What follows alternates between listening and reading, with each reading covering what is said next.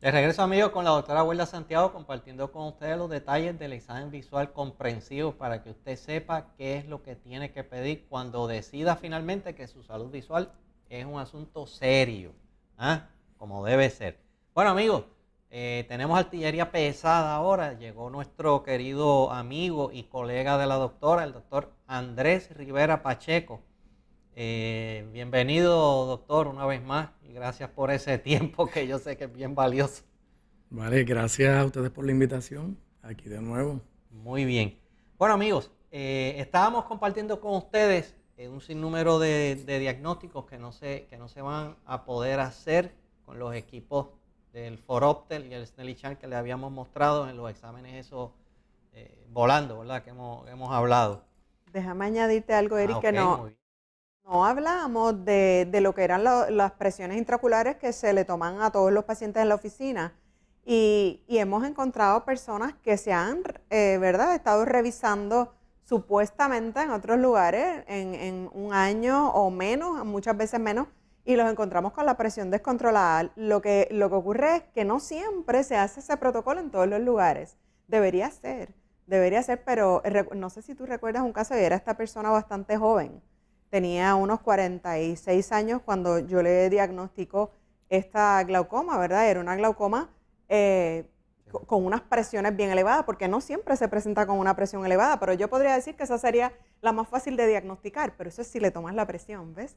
Entonces, él tenía la presión altísima, que lo tuve que enviar de emergencia, de hecho, y ha ido perdiendo visión aceleradamente. En los últimos años había estado en una, ¿verdad?, tienda por departamentos examinándose, y lo cual me dio mucha tristeza, porque yo pensaba que estas personas sí tomaban las presiones, o sea, que no siempre es como debería ser y lo que creemos que es, porque yo entiendo que ellos sí tienen el equipo, pero quién sabe, a lo mejor esté dañado en alguna ocasión, o simplemente la prisa no se hace o no se revisa el resultado. Fíjate que triste, ¿no? O sea, que esas cosas son bien, bien necesarias.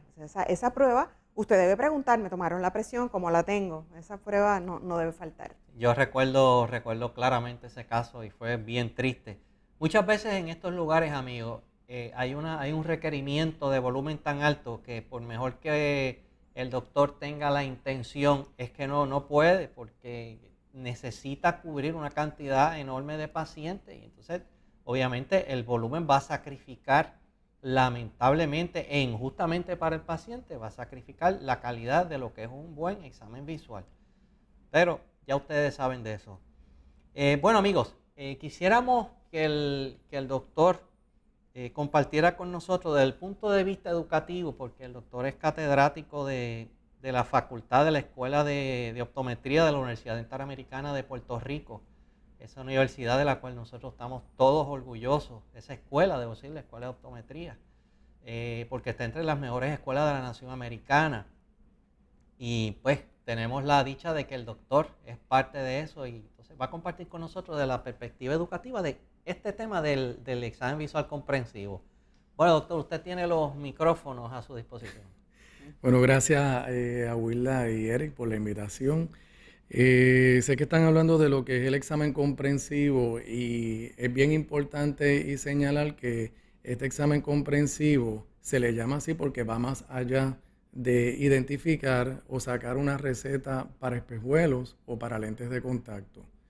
Va a identificar algún tipo de patología o algún tipo de defecto que tiene el paciente, además de un problema refractivo. En nuestra escuela, la enseñanza de la optometría, una de las metas de la escuela es enseñarle a estos estudiantes a hacer un examen comprensivo que vaya más allá de este proceso de identificar una receta para lentes de contacto o espejuelos. Hoy en día, me imagino que han estado hablando de este tipo de examen que es un poco más corto, ¿verdad? Para decirlo así. Va a eso, va dirigido a eso, a simplemente identificar una receta para espejuelo o para lentes de contacto para suplir una necesidad que este paciente tiene en un momento dado. Yo considero que estos doctores están preparados para ir un poquito más allá y no podemos sacrificar la calidad de este examen de la vista por cantidad. Y en nuestra escuela de optometría nosotros enseñamos a hacer un examen comprensivo de la vista que va más allá de simplemente vamos a identificar qué receta tienes para lentes de contacto o espejuelos. De una manera resumida, el examen de la escuela de optometría dura aproximadamente de 1 hora y media a 2 horas. Wow. ¿Cuál es la razón por la cual este examen es tan largo? Número uno, a que es un examen completamente detallado y minucioso del sistema de salud del ojo y de la visión de este paciente. Este paciente llega y comienza con un historial extenso, minucioso, de la salud ocular del paciente, de la salud sistémica del paciente, de la salud ocular y sistémica de los familiares primarios de este paciente. ¿Cuál es esta queja principal que este paciente trae en ese momento? ¿Qué está usando este paciente? Si espejuelos, lentes de contacto y qué está pasando, cómo está viendo este paciente en ese momento.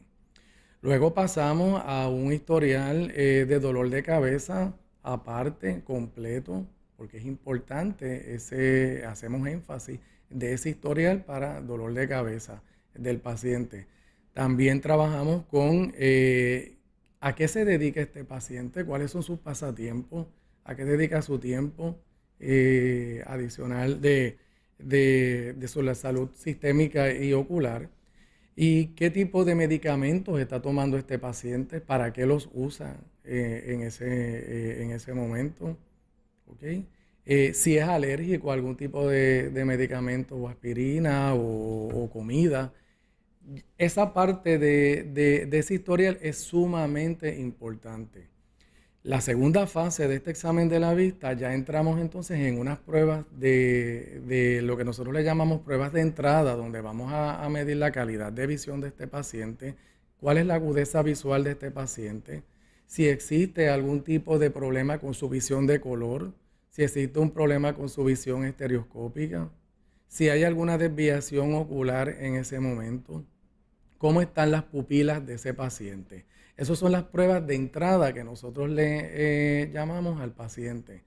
Luego pasamos a un examen externo del ojo, donde nosotros vamos a identificar cómo está la salud ocular de este paciente, específicamente en estas estructuras externas del ojo, la conjuntiva, los párpados, las pestañas, la córnea, identificar si hay alguna opacidad en el lente cristalino. Luego pasamos a un examen interno del ojo, donde vamos a trabajar sin dilatación pupilar, hacer una oftalmoscopía directa para identificar cómo está la retina y la salud ocular interna de este paciente. Luego pasamos al área refractiva, a la parte refractiva, donde nosotros vamos a identificar cuál es la receta que tiene este paciente, ya sea para ver de lejos o para ver de cerca. Luego vamos también a trabajar con todas las pruebas de cerca del paciente, lo que nosotros llamamos la parte de forometría, donde vamos a identificar si hay alguna desviación ocular en este paciente y cuál es la flexibilidad de acomodación y de movimiento de los ojos hacia afuera y hacia adentro de este paciente. Luego culminamos con una tonometría, que es lo que nos va a identificar a nosotros, una pequeña prueba de glaucoma antes de dilatar. Esa es la primera fase de todo este examen. Luego vamos a pasar a una segunda fase donde vamos a hacer una dilatación de pupila para entonces introducir una serie de pruebas específicas en este paciente. Ya vemos la gama de pruebas y de pasos que nosotros hacemos en este examen comprensivo. Este examen dura aproximadamente de hora a hora y media. Verdaderamente por eso es que el doctor en optometría es el que está a cargo de la salud ocular primaria de nosotros y de todos ustedes, mis amigos. Para que usted tenga una idea, ese detalle con el que el doctor ha establecido y ya nos ha instruido. ¿Cómo es que un doctor en optometría trabaja su examen visual comprensivo? ¿Cómo se entrena ¿verdad? En nuestra prestigiosa escuela es impresionante y nos debe llenar primero de alegría y de confianza, pero queda la responsabilidad de parte de nosotros. ¿Dónde es que vamos a ir a buscar este examen visual comprensivo? Porque es una decisión muy nuestra, que nada lo va a sustituir. ¿Usted quería decir algo, doctora? Sí, como estabas explicando, ¿verdad? Todos estos entrenamientos que se hacen en la escuela de optometría es para capacitarnos, ¿verdad? A los que somos egresados de ahí, que es lo que todas las pruebas posibles que se le pueden hacer a un paciente. Luego ya en una oficina, obviamente tú tienes unas pruebas principales y tú vas a seleccionar qué pruebas son necesarias, ¿verdad? Para realizarle a los pacientes que llegan de acuerdo a los síntomas, ¿no? De acuerdo a lo que se llaman las quejas o el chief complaint, como nosotros le llamamos, o sea, la queja principal, porque el paciente ha ido y realmente, pues claro, ya los niños tendemos a hacerle un grupo de pacientes, un grupo de pruebas diferentes, por lo menos en mi práctica, acostumbro a hacerlo así, y a los adultos, dependiendo pues la edad, pues otras pruebas también. El historial médico tiene que jugar un papel trascendental aquí, Es ¿verdad, así. doctor? Claro que sí. Y algo que quisiera añadir es que eso no queda ahí. Luego que este estudiante completa este examen, pasamos a una parte donde hay una discusión con nosotros los doctores para analizar e interpretar los resultados de esas pruebas, llegar a un diagnóstico diferencial con un tratamiento indicado para este paciente.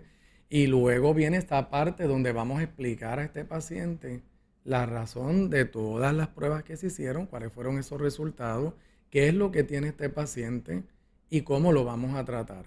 Que esa es la parte que a veces he observado en este tipo de práctica más corta que se pierde. Y el paciente llega al sitio, le recetan unos espejuelos, no sabe para qué se los recetaron, no saben cómo los va a utilizar, ¿ok? Y esa parte no se puede perder. Esa parte es sumamente importante en ese examen comprensivo. ¿Podrá un paciente cuando identifica dónde va a ir, preguntar qué tipo de examen usted lleva a cabo, preguntarle a esa Bueno, práctica? ¿por qué no? Sí, podría ser, sería justo, ¿no? Y como dice el doctor, o sea, esa última parte de lo que es el counseling, ¿verdad? Es bien importante que él sepa qué se espera, no solamente de la receta, cada cuánto se debe ir, ¿verdad? A evaluar si necesitamos verlo en el año algunas veces más o si va a ser un examen rutinario anualmente, etcétera. O sea, de acuerdo al resultado final. Y que antes de una pausa sucede muchísimo cuando llegan a la oficina, pero es que a mí no me dijeron eso, a mí no me explicaron nada, él o ella no me dijo esto ni me dijo aquello. Pero volvemos, amigos, es decisión suya. Vamos a una pausa y regresamos.